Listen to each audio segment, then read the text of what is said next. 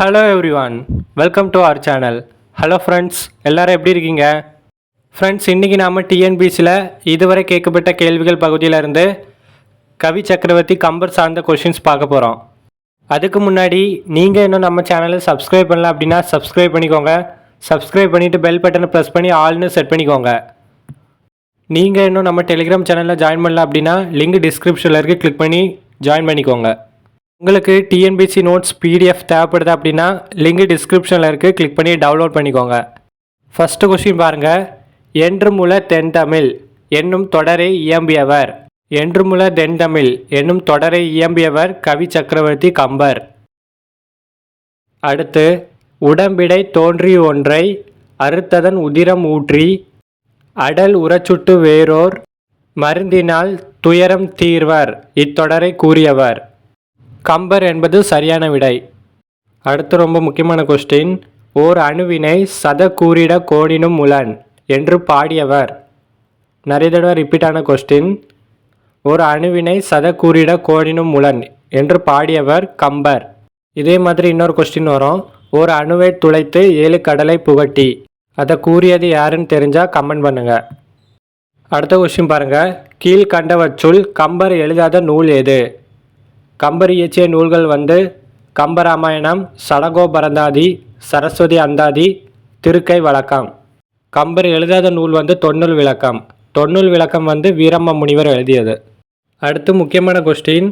தாதுகு சோலை தோறும் சண்பக காடு தோறும் போதவில் பொய்கை தோறும் புதுமண தடங்கள் தோறும் என்று பாடிய கவிஞர். சரியான விடை கவி சக்கரவர்த்தி கம்பர். அடுத்த கொஸ்டின் பாருங்கள். சரஸ்வதி அந்தாதி என்னும் நூலை எழுதியவர். புகழேந்தி, கம்பர், ஒட்டக்கூத்தர், ஔவையார். சரஸ்வதி அந்தாதி என்னும் நூலை எழுதியவர் கல்வியில் பெரியவர் கம்பர். அடுத்து, கம்பரது காலம் கேட்டிருக்காங்க.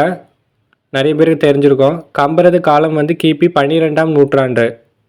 அடுத்து, உலகம் தோன்றிய போதே தோன்றிய தமிழை அதன் தொன்மை கருதி என்றுமுல தென்தமிழ் என கூறியவர்.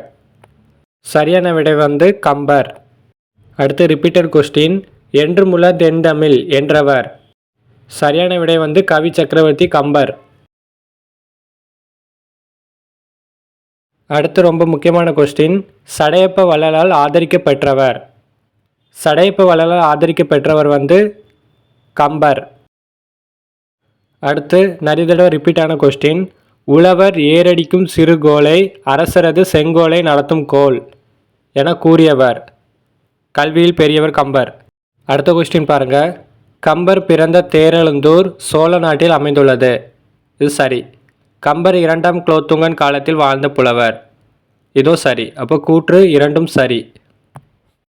அடுத்து ரொம்ப முக்கியமான கொஸ்டின். கம்பர் தாம் இயற்றிய நூலுக்கு இட்ட பெயர் யாது? கம்பராமாயணம், ராமாயணம், ராமவதாரம், ராமர் காதை. கம்பர் தாம் இயற்றிய நூலுக்கு இட்ட பெயர் ராமவதாரம். அடுத்த கொஸ்டின் பாருங்க. பின்வருவற்றுள் தவறானதை தேர்வு செய்க. கம்பர் தேரெழுந்தூரில் பிறந்தவர். இது சரி. கம்பரை ஆதரித்த வள்ளல் சீதக்காதி. தவறு. கம்பரை ஆதரித்த வள்ளல் சடையப்ப வள்ளல். அடுத்து, சரஸ்வதி அந்தாதியை இயற்றியவர் கம்பர். அதுவும் சரிதான். கம்பர் வாழ்ந்த காலம் 12ஆம் நூற்றாண்டு. இதுவும் சரிதான். அப்போ தவறானது கம்பரை ஆதரித்த வள்ளல் சீதக்காதி. சரியான விடை சடையப்ப வள்ளல். அடுத்த கொஸ்டின் பாருங்கள். மையோ மரகதமோ மரி கடலோ மலை முகிலோ ஐயோ இவனடி வெண்பதோர் என்று வர்ணித்தவர். இது கம்பராமாயணத்தில் வரும். சரியான விடை கம்பர்.